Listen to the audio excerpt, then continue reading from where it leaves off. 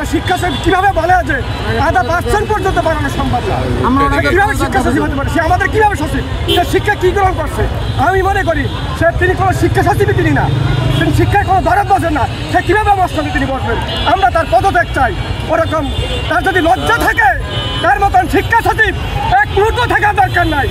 আমরা শিক্ষা সচিব ওখানে তার দেব, যিনি আমাদের দায়িত্ব 24 ঘন্টার মধ্যে তিনি দায়িত্ব পালন করেন, সাক্ষা পাবেন সচিব যেটা লজ্জা থাকে ন্যূনতম পরিমাণ পর্যন্ত তার এই পদে তার থাকা উচিত না। দেখেন কি একটা আশ্চর্য বিষয়, আজকে শিক্ষকের গণজোয়ার দেখে আজকে একটা প্রজ্ঞাপন জারি করছে। কত বড় অথর্ব শিক্ষকদের গণজোয়ার দেখে তারা এভাবে করতেছে। এই প্রজ্ঞাপনকে আপনারা কিভাবে দেখেন? এই প্রজ্ঞাপন আমরা ঘৃণার চোখে প্রত্যাখ্যান করতেছি। আমরা এই প্রজ্ঞাপন আমরা মানি না। আমরা যেহেতু রাজপথে নেমেছি, আমাদের ন্যায্য দাবি ন্যায্য হিসেবে আমরা আদায় করে ছাড়বো ইনশাআল্লাহ। সরকার আমাদেরকে দেখাচ্ছে যে অর্থের অভাব দেখাচ্ছে, কিন্তু আমরা তাকে বলেছি আমাদের জন্য ট্রেনিং প্রকল্পের জন্য 3400 কোটি টাকা বরাদ্দ করা হয়েছে, কিন্তু আমাদের সেই ট্রেনিংয়ের টাকা থেকে তারা লুটপাট করে খেতে পারে। আমরা সেখানে বলছিলাম যে আমরা শিক্ষক হিসেবে আমরা বিনা টাকায়, আমরা বিনা ভাতায় আমরা ট্রেনিং করব, কিন্তু সেখান থেকে আমাদেরকে বাড়ি ভাড়াটা আপনারা বাড়াইয়ে দেন, কিন্তু তারা সেটা রাজি হচ্ছে না। তারা তাদের মতো করে চলতেছে।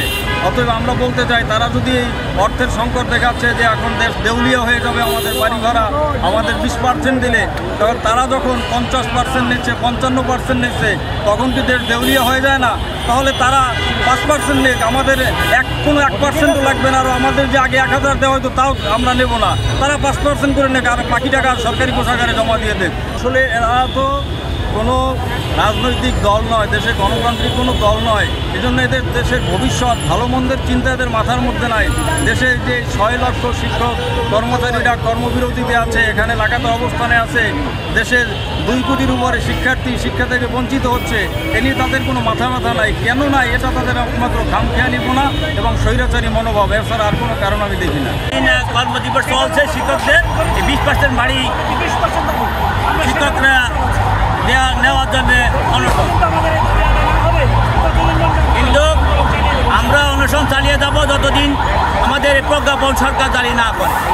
আমাদের আশার সব দলে আমাদের ঐক্যমত দিয়েছে, এবং শুধু বাকি ছিল বিএনপি দল।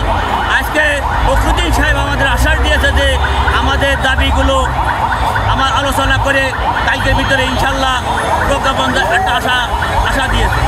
তাই আমরা যতদিন এখানে দাবি না মেনে পাবো, তাহলে আমাদের 20% ঘর বাড়ি ভাড়া ছাড়া আমরা ঢাকা থেকে ফিরে যাব না ইনশাল্লাহ।